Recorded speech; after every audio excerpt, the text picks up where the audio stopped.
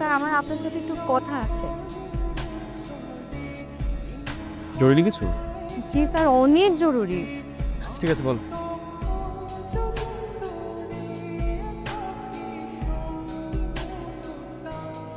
Sir আমি ঘুরিয়ে পেঁচিয়ে একদম কথা বলতে পারি না।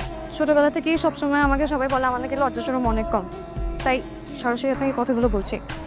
স্যার আমি ছোটবেলা থেকেই স্বর্ণ স্বপ্নে এমন একজন ছেলেকে কল্পনা করেছি, যেই ছেলে আমার থেকে কমপক্ষে 8 থেকে 10 বছরের বড় হবে। তার গাল ভর্তি থাকবে দাড়ি, লম্বায় মাঝারি, চোখে থাকবে চশমা, দেখলেই মনে হবে যে অনেক জ্ঞানী, আর চুলগুলো থাকবে এলোমেলো। স্যার এমন একটা ছেলের সাথে আপনার একদম হুবহু মিল, যেরকম একটা ছেলে আমি চেয়েছি, আমি খুঁজেছি। স্যার আমি আপনাকে প্রথম যেদিনকে দেখেছি সেদিনই আমি আপনাকে ভালোবেসে ফেলেছি। এখন স্যার আপনি যদি আমাকে মানা করেন তাহলে আমার সব আশা ভরসা ভেঙে একদম খান খান হয়ে যাবে স্যার। তোমার জরুরি কথা শেষ, ওর চোখটা খুলো। আমি আজকে যাই, হ্যাঁ? খুব খিদা লাগছে, রুম আছে, ঝোল দিয়ে ভাত খাবো, কালকে স্কুলে দেখাবো। কি বললো স্যার? স্যার নাকি অনেক ক্ষুধা লাগছে। আমি আগেই বলছিলাম তার তোকে পাত্তা দিবে না।